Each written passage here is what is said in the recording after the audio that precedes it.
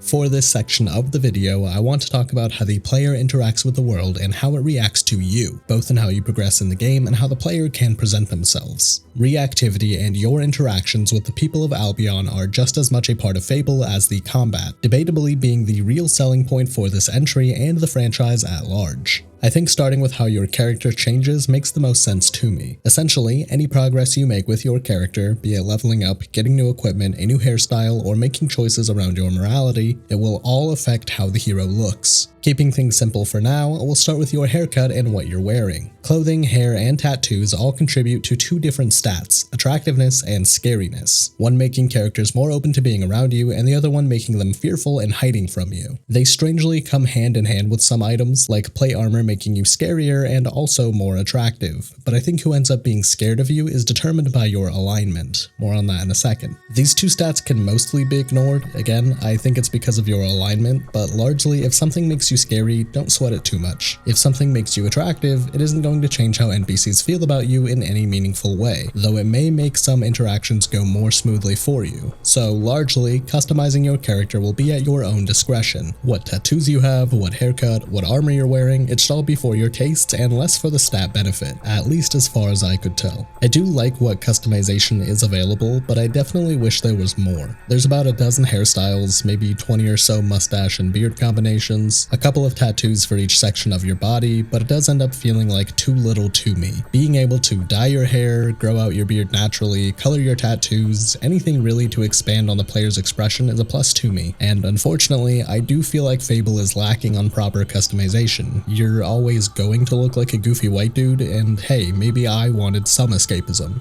Where customizing your character gets interesting is a couple of systems that you might not even notice until it's too late. Scars formed from battles and how leveling up affects your body. Scars will appear across the hero's face and body as you take damage, with seemingly a small % chance for any damage to leave a scar. I really like this system. I think it's neat that there's a physical burden on your character for tanking through fights, and both of my playthroughs, I ended up looking like a complete mess. But again, I think this is a really interesting mechanic that achieves the goal the team was looking for in creating your own stories and how you play the game. How leveling up changes your hero is where things get a little weird. In theory, I really love how your character evolves over the course of a playthrough. In practice, it's a little too extreme and awkward. Let me walk you through what I mean. Each of the 3 hero disciplines that you level up slowly change your hero's appearance, with strength levels increasing your overall physique and muscle mass, skill levels stretching out the player by making them taller and thinner, and will levels slowly creating magical runes and glyphs across the hero's body. Again, in practice, this sounds fantastic, physically representing the changes and build you're working towards that is reflected on your hero, creating a unique look for your character when compared against someone else that might be pursuing a different playstyle. Except these changes come fast and hard. With a few skill levels, your character will be stretched out to 6'8", a couple of points in strength and you'll look like a freight train, and so on. I think this system is fun but overly aggressive in how it modifies your appearance. Tuning it back and slowing things down to make a gradual change in your character across a full playthrough would fix this in my eyes, but as it stands, it's a little awkward. And speaking of awkward, your character also ages, aging apparently 0.7 years every single time you level up anything.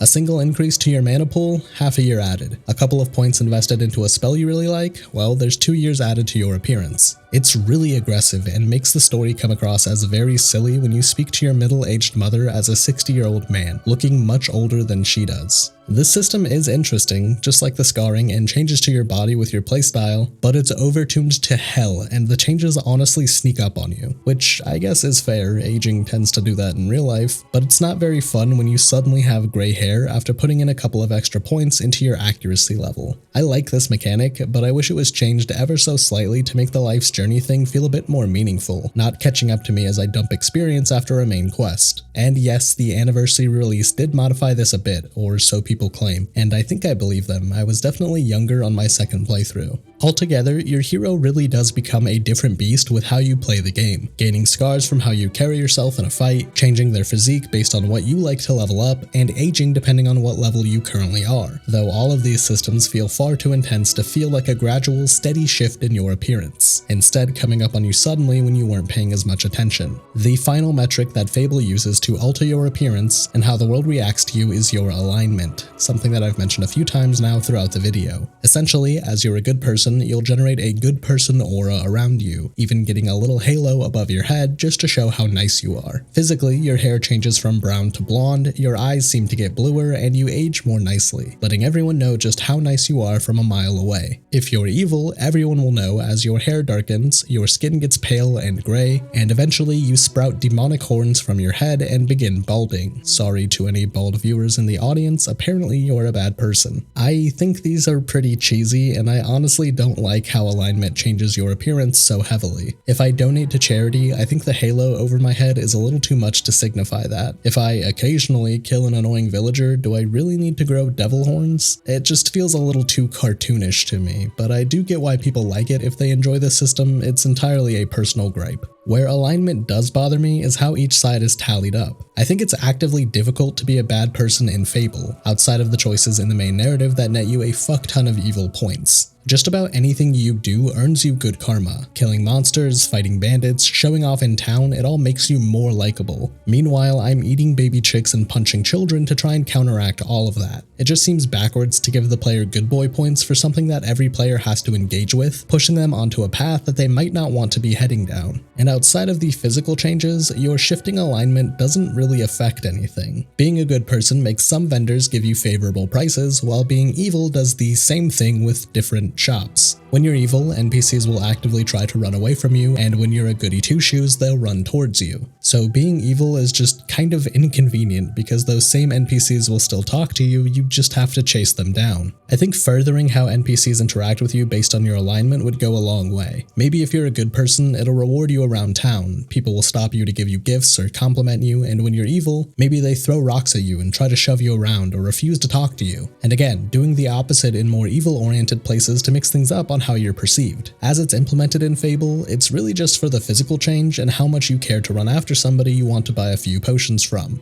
The last part of the player's progression, even though it doesn't change you physically like the others, is your renown. This is separate from your alignment, being the other largest way people will react to you, acting as a representation of how famous you are from your actions throughout the world. Your renown level goes up from just about any action: killing enemies, buying property, showing off trophies from your quests, having relationships, gambling, whatever can make someone talk about you. It'll increase your renown and people will think differently of you. I do like this system too. It really does feel like you're becoming a proper hero or villain in the world as people begin to recognize you and ask about what you've done, learning about your hero by name and commenting on the things that you've been up to. So you're a world famous, geriatric, really buff, tall freak with blue glowing tattoos. Now what? Now you have to worry about how everyone sees you, and surprisingly the people of Albion have a lot to say. There's a lot of different opinions and reactions being shared to how your character is evolving, for better or worse, and I think it's really fun. It's neat to hear that characters are noticing the hero is getting stronger, or that they've heard about what you did in another town and are now scared of you. It feels more alive than a lot of games bother with, and it elevates Fable's world by a surprising margin, though again I wish there was a little more, past some commentary when you walk by. Other than how you look and how well known you are, you can interact with people across the world in a lot of different ways, like with your expressions, gestures the player can use to perform brief actions to generate some kind of response from the people around them. If you start flexing your muscles, people will notice and react accordingly, either turned off by your proposition or coming onto you with a newfound crush. The expressions throughout the game are mostly just for fun. It's a silly way to interact with NPCs, but I do like it. It lets you put yourself in your character's shoes and express yourself. Wow, what a concept. The expressions themselves are a little finicky to use, and the multiple menus you have to page through to reach what you might want to perform is always going to feel clunky, but you can have a few quick actions that are context sensitive to help you out, which are usually appropriate for what you might want to do. There isn't really a reason to use the expressions though. People will react to you based on your renown more than anything, combined with your alignment to determine how they feel about you. Expressions exist mostly to build up relationships, which are largely pointless and don't offer much benefit to the player. In short, you can interact with an NPC through expressions, with specific characters liking certain gestures more than others, and being more receptive to gifts and flirtatious expressions, leading to a relationship with that character. What that means for the player is that you can marry them if you give them a wedding ring as a gift at a high enough relationship level, while owning a home in the town that they live in. But being married doesn't get you anything, except a one-time dowry of gold straight to your pocket. This system feels half-baked. I don't really know what the point of marriage or relationships are in Fable if there's nothing to get out of them. And yes, I know that makes me sound like a sociopath, but it's just in the video game, I swear. Seriously though, there's no point in pursuing these, unless you really like having fake virtual men and women fawn over you, then you do you. I think having your partner generate items for you over time, like giving you health potions if you come to visit them, would make this leagues better than what it is in the game, and that's next to nothing, so I don't think this needs to be a complete overhaul to improve it, just something tangible to make it worth your time. Quick interjection from the Gavin that is editing this video, and I'm sorry. This little snippet of voiceover is gonna sound a little worse than usual because it's like 2 in the morning and I've been editing for 6 hours. I'm tired. But anyways, while trying to get some b-roll of the anniversary edition of the game, I was walking through Knothole Glade, one of the cities I had a wife in, and she gave me a gift. Apparently this happens if you have a high enough affection with them, like if you repeatedly flirt with them or give them gifts after getting married, and I just never saw that, so I don't know what that says about me. But I think largely my points about relationships still stand, because in my 2 main playthroughs I did visit my wives often, and I came back to town to collect rent or just kind of check in on things, sell items, that kind of thing, and this only happened the one time well after I was playing the game, so take that as you will. I want to admit that I was wrong, but I don't know, it's kind of funny.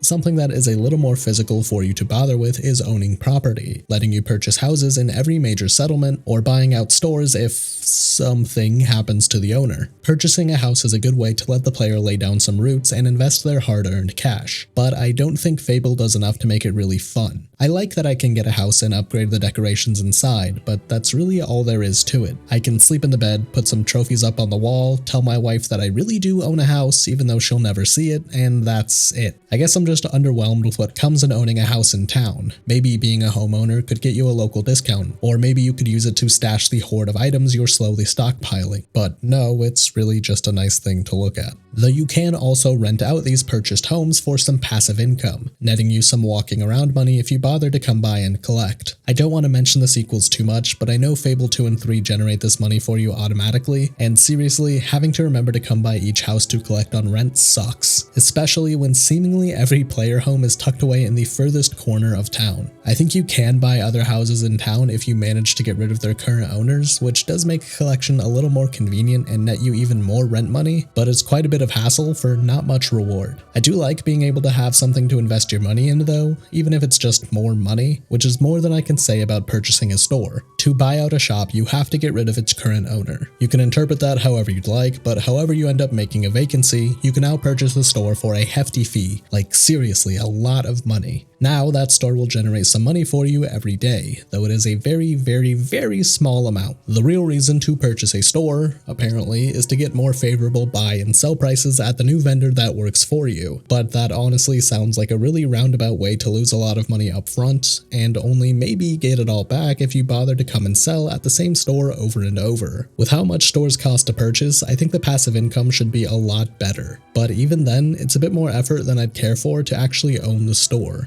And it's not really like there's anything for you to spend your money on. You can buy new equipment, you can get new customization options like haircuts and armor, stock up on your supplies to keep chugging along in combat, or again, invest in these properties for even more income. But what are you really spending that money on? Quest rewards, looting enemies, and selling items you don't need nets you more than enough money to make it so you never have to engage with the property system or commodity trading. So again, I'm just stuck at not being able to spend my gold on anything meaningful, which is a common issue with a lot of games, especially RPGs. So I'm not holding it against Fable specifically, but it is something worth pointing out. But if you're not getting the hint on how you should end up the brand new owner of the blacksmith in Bowerstone, you have to commit some crimes. Crime in Fable is weird. If you commit any crime, vandalism, theft, assault, murder, brandishing a weapon, whatever, the people get upset and a price is put on your head. That price goes up with the more crimes that you commit, accumulating in a total fine that you either have to pay when approached by a guard or run away from if you choose to dodge the law. That's all fine and dandy to me, but where it gets a little strange is how little repercussions there are for your actions. If you kill a few villagers and rack up a hefty bounty, you can just leave the area and let it fizzle out over the course of a few real-world minutes. You can kill a shop owner, buy the shop, then leave town for 10 minutes and come back as the happy new owner no one seems to recognize. So essentially, crime is pointless since there's no real punishment. It's just a means for the player to get some instant gratification by stealing something off the shelves of a store or killing an NPC that might have said something a little rude. Otherwise, it's more of an inconvenience than anything. Interestingly, you can learn a few more criminal actions through leveling up your Guile, which is the third part of the skill disciplines that I said I'd talk about 25 minutes ago. Guile lets you buy and sell things at more favorable prices, but also gives you new ways to be a bad person, introducing theft and lockpicking. Both of these are just timed interactions that fill a bar while you hold the input, and again, don't mean much since you aren't punished and won't net you much, as whatever you can steal isn't very valuable. Another issue I have with these Guile interactions is how aware NPCs seem to be if you're trying to be sneaky and steal from them. It just feels like you're always detected, so you might as well just hack and slash your way to whatever you want. As a whole, crime, theft, and generally being a ne'er-do-well feels empty and pointless, past some cheap satisfaction in bullying the people around you. You don't get much for doing it,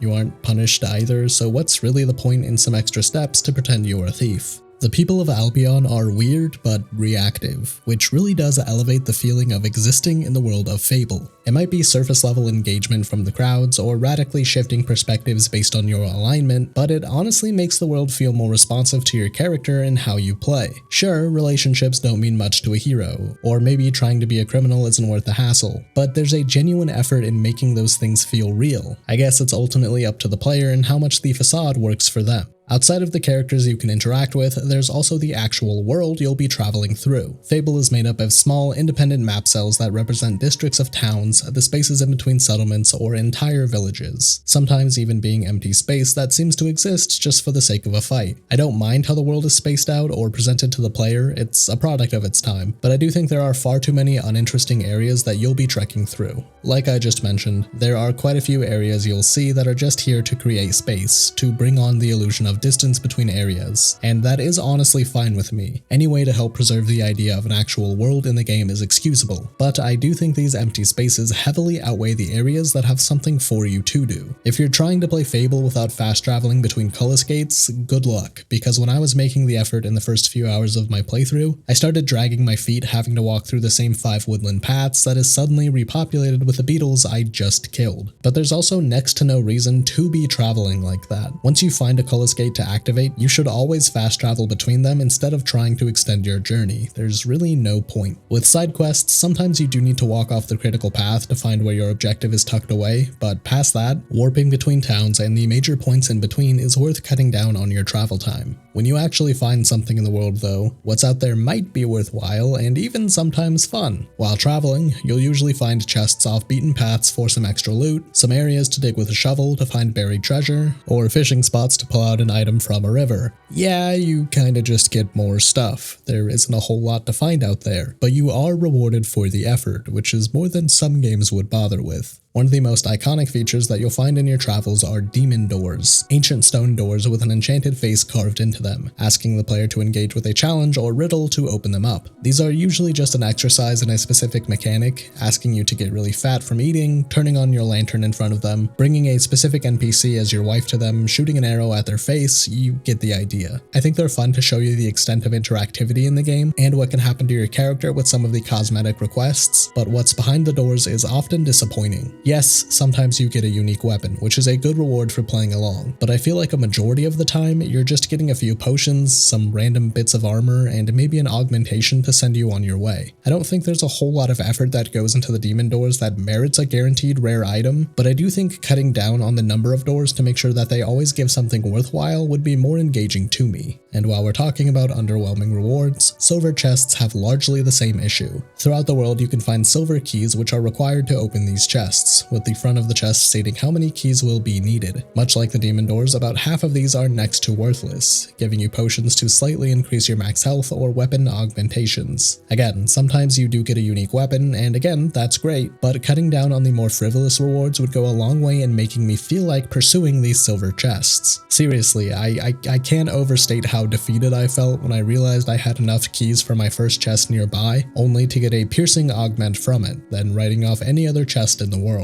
I did go back to try and engage with these for the sake of the script, but if it wasn't for making this video, I would have ignored the silver chests outright. The last part of interacting with the world at large that I care to comment on is the various activities you can found in most settlements throughout the game. I'm a sucker for gambling. If your game has any sort of skill-based, luck-based, even random chance odds at me winning some money, I'm all in, even if it's gonna make me go bankrupt. Fable features a surprising amount of these games. I think there's a unique tavern game to play in each city, and they're all fun enough. Shove a penny, blackjack, coin golf, they're all simple but enjoyable, and again, I'm a sucker for a good minigame. The world of Fable is small, a little sparse on actual content, and a little heavy on empty space, but altogether, I still somehow really enjoy it. The characters you can interact with bring the game up a few notches. Even if those interactions are pointless, it's still more alive than most large-scale RPGs would even bother with at the time. The physical space you navigate might be mostly hollow, but when you do find something to see or do, it's charming in a weird way. It kind of makes me ignore how little there really is. Fable punches above its weight with the actual content seen in the game by carrying itself on its tone, the breadth of things that you can do, and how freely you can carry yourself. It might be a small, shallow world, but it's unique and bleeds a lot of charm throughout it.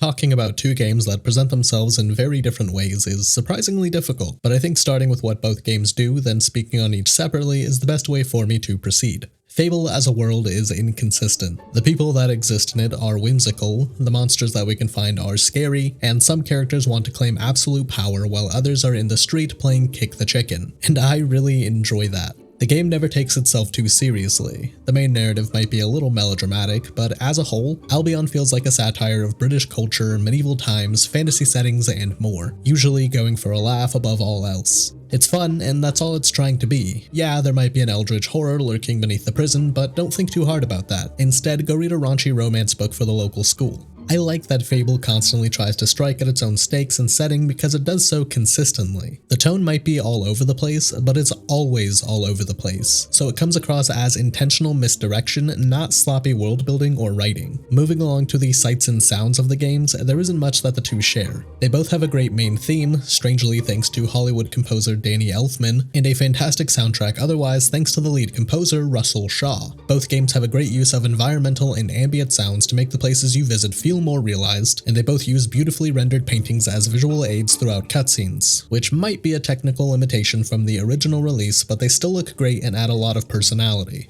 Anything else, visually or orally, is completely different between the Lost Chapters and Anniversary versions, so let's start getting into specifics. First and foremost, I don't think The Lost Chapters is an ugly or painfully dated game by any means. This was released in 2005, again, just being a content update for a 2004 release, and honestly, it still looks pretty good. In motion, The Lost Chapters holds up visually. Environments feel intentional, with trees lining a wooded path, with a small river running alongside, all leading into a big open lake, complete with towns that feel populated enough to be a believable settlement, and that brings the player into believing the world that they're walking through. As for the fidelity of the game, it might be hit or miss for you. I can look at the towns and forests of The Lost Chapters and appreciate it for what it is, and again, it surprises me how well everything holds up. Comparing Fable against similar games released in the same general time frame, I think it carries itself well with sharp, detailed models, a constant stream of interesting visual effects, all packed into somewhat large-scale environments. Something that dampens the visuals of The Lost Chapters are constant, hard, sharp shadows that are cast from any light source. I doubt these are real-time shadows being rendered, instead being hard-baked fake textures and shaders in the world, but man, they don't look good. I honestly thought about playing the game with shadows entirely disabled for a moment, but decided it made the world look a little too flat, so the sharp, jagged shadows remain. I think these detract a lot from how the game looks, unfortunately, but again, you might be able to look past them like I did eventually. Another thing that the game struggles with is character animations. I think every character in the game speaks with a detached jaw on their model that bounces up and down to simulate speech, and while it's just a product of the time, it's definitely jarring and can ruin the seriousness a scene might be asking for. Continuing with that, characters are often really stilted and rigid in how they move, very suddenly stopping and beginning animations, pivoting from the player in quick tight turns, or otherwise moving in short lifeless bursts. Again, a lot of this is just showing the game's age, but it might be a point against the Lost Chapters for you. The final part of the visuals throughout the Lost Chapters that I want to comment on is the UI, or user interface, and HUD, or heads-up display, seen throughout the game, and you might be having a little trouble seeing the HUD, so I'll help where I can.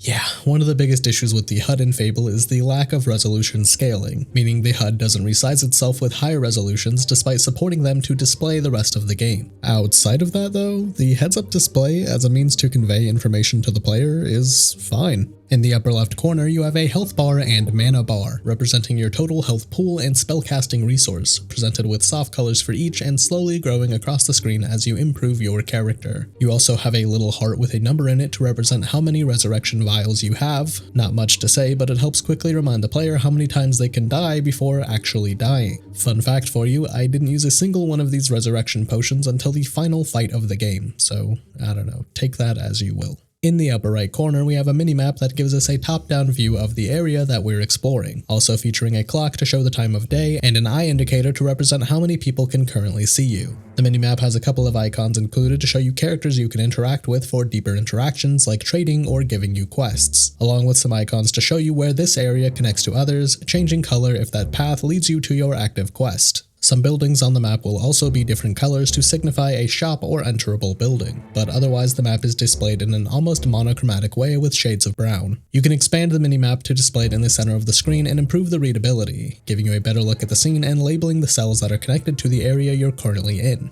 I like the map and I think it's easy enough to read, if you squint at it in the corner of course, but in all seriousness, I think it's a fine way to convey information, and it tells the player enough without overloading the small window with nonsense, especially helped by being able to expand your view of it quickly. Moving along to the bottom of the screen, we'll talk about both corners since they largely do the same thing for us. Each side shows us quick actions you can perform with key or mouse inputs, segmented into little icons to represent what they might do, like unsheathing your weapon, talking to someone, running, and so on. I think these are fine. I do think that the quick action bar is a little pointless, but that might be on me since I couldn't find a way to reassign new actions to this, so ultimately I was reliant on the context actions that appear depending on what you're standing in front of. I do like the context-sensitive actions. They help you perform gestures or pull out items you might need in a situation, helping you more easily access your fishing rod or prompting you to flirt with a barmaid. Very helpful stuff. Altogether, the HUD in the Lost Chapters presents itself with a consistent design that quickly and easily conveys what everything does, from quick actions and contextual inputs to your health and a map of the area. The user interface seen throughout the game is a nightmare though. I hated entering any menu. Opening any menu, either a trader or your own inventory, will present you with a small list on the left side of the screen giving you a few options to enter. Clicking that will then prompt a larger window in the middle of the screen, giving you a few more options to choose. Clicking one of those will bring you into another submenu inside that option to finally access what you're looking for, which of course, when selected, brings you into another list to let you pick what you'd like to do with that item. It's very clunky and this flow of menu persists with anything in the game. Trying to equip items, trying to find expressions, tracking down quests, preparing new spells, anything at all. You have to go through a couple of menus and submenus to find what you're looking for, and it is a pain.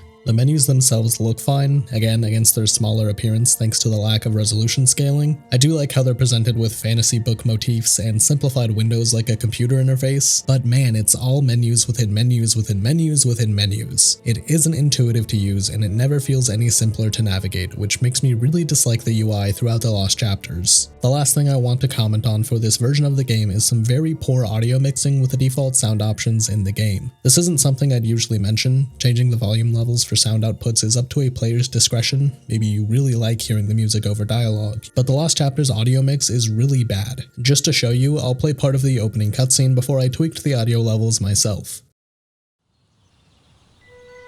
Come on, wake up.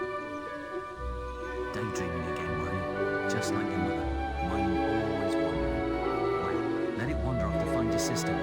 For whatever reason, the entire game is mixed like this. I checked it periodically to make sure it wasn't just bad mixing with certain songs, but nope, the music in the game blasts over anything else. Sound effects are often a lot louder than others too. It seems like there wasn't a consistent pass on what was affected by in-game output settings, so some things will be obnoxiously loud and it will always be a little annoying. One more thing, the Guildmaster voiceover that helps you throughout the game, like warning you that you're at low health, is unreasonably low and does not seem to be tied to any in-game setting either, making hearing those tips and guidance really hard when anything is happening around you. Again, this isn't something that I'd usually point out, but it's especially bad in the Lost Chapters, so I felt like I had to. Altogether, The Lost Chapters is a surprisingly solid experience in its presentation, coming across as a standout of its time visually with some impressive environments, a good use of scale with some decent textures and models, though is held back by some technical limitations that can be seen in hard-baked shadows and lacking with animations. The UI and HUD throughout the game is pretty hit or miss, though it does convey the information it wants to well enough, even if it might be frustrating to use. But the audio in this version is rough, with imbalanced mixing, sound effects that punch through everything else, though still maintaining a very good soundtrack. Moving along to the anniversary release, it's a lot of the same as the Lost Chapters, honestly. The anniversary version was built off the bones of the 2005 release, so environments, the scale of things, the general feel of an area all gets transported into a new engine with new graphics. The keyword there though is new, not necessarily better. Some direct, objective improvements that the anniversary version does have though come in the UI and HUD, likely not a surprise given how finicky those are in the Lost Chapters. In the anniversary release, we get a sleek, vibrant, and modernized HUD to represent the directional and face buttons on an Xbox controller, trimming down the amount of things on screen but also taking away how much was readily available. The layout for the HUD elements are largely the same, but again just look a little cleaner and more visually distinct. The HUD also has proper resolution scaling, not holding that against the Lost Chapters, just pointing it out, as well as displaying these HUD elements at higher resolutions themselves, improving readability as a whole. One thing I do want to comment on specifically with the HUD though is the constant streaming of effects to visually update on the screen. It's kind of overstimulating. It isn't egregious and blowing up the screen with effects and information, it is subtle, but it's enough to distract me occasionally that I wanted to bring it up. Moving along to the UI seen throughout the game, it's somehow very similar yet completely different. The user interface takes on a storybook presentation, with tabs across the screen almost like bookmarks in a journal, each page then getting additional tabs to menu through, with everything appearing in a dual display to show you item names on the left and more in-depth descriptions on the right. You might be picking up on how these user interfaces are very similar. It's a lot of menus and sub-menus to sift through, giving largely the same experience as the Lost Chapters menuing but making it look a little bit nicer, which strangely sums up the anniversary release as a whole. It's the same game that plays nearly identically, just gussied up a bit for modern hardware and new rendering techniques. Everything is in a higher resolution, things look a bit cleaner when you take a close look, the environment feels more colorful, and it all just looks a little nicer, with heavy caveats of some extreme pop-in throughout the world and muddied models that don't look very visually distinct to me. Pop-in can be largely excused, but it is something I never noticed in the Lost Chapters, so I have to say it is a bit strange that a new graphical bug can be so persistent on what's supposed to be a visual upgrade. But the models of characters are one of the biggest hits in quality for me. Every character just feels more muddied, almost smoothed over to get rid of any detail they previously had, which, while they are at a higher resolution, they almost look less sharp than what we had before, leading me to preferring the Lost Chapters models across the board. A lot of the complaints I saw for the anniversary version of the game were thrown at a heavy use of bloom in the environments to create a kind of warm, washed out look to everything, and I gotta be honest, I don't see it. I know what bloom is, trust me, I know when it looks overdone, and I just do not agree that Fable Anniversary is over-reliant on it. It's definitely here and turned up a bit from its predecessor, but I absolutely disagree that it washes out the world and ruins the visual identity. So, a new HUD that might be too streamlined, a new UI that might be just as clunky to navigate, all with a fresh coat of paint that you may or may not care for. The anniversary release is largely the same game. I think that point needs to be driven home because there is such a strong debate on which version should be played, but I don't want to reveal my hand just yet on which one I would recommend playing. I think the anniversary release visually overhauls the entire game, but loses some of the original release's identity to conform with what the high fantasy, silly, and satirical franchise had become.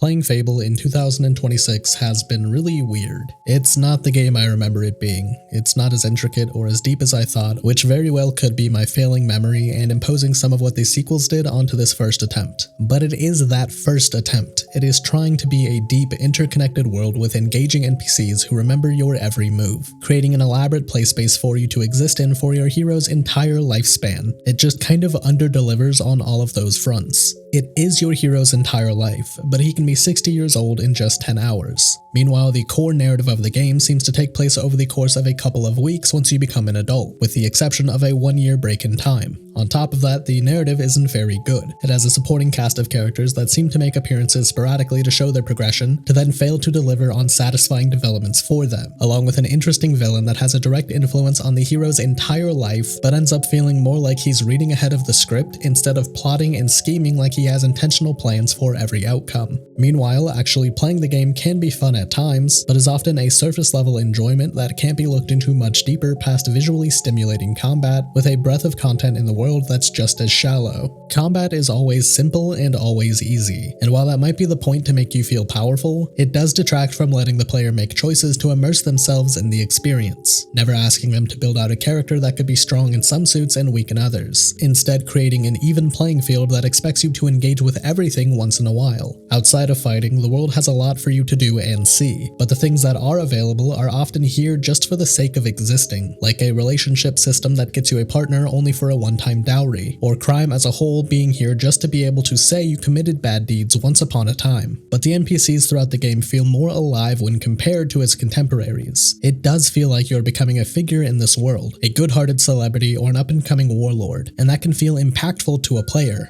The way the game tries to create this feeling for the player and commits itself on being an everything game helps Fable feel a lot bigger and a lot better than it actually is. I can see the earnest attempt to create something new, exciting, and grandiose, so even though it misses the mark in a lot of ways, I can still feel what this game is meant to be, which does muddy the water a bit and skews my opinion towards more positive feelings, which leads me to which version I think someone should take a crack at if they're looking into Fable before the latest release. If you played Fable before, I think the Lost Chapters might be that hit of nostalgia you're looking for, and could reinforce some of the memories you have of that original release. But I think the Anniversary Edition of the game is largely what I would recommend, because while it might not be what Fable was in 2004, it is more in line with what Fable had become by 2014, better representing the franchise as a whole. Fable was an everything game. It might not have done everything well or put as much effort and commitment into things equally, but it does earnestly try to be everything for anyone. And while it might not be as engaging as you remember or as complex as you'd expect, there is a lot of charm hidden away in Albion that I'm glad I saw again, even if it changes the fond memories I had of playing the game as a kid.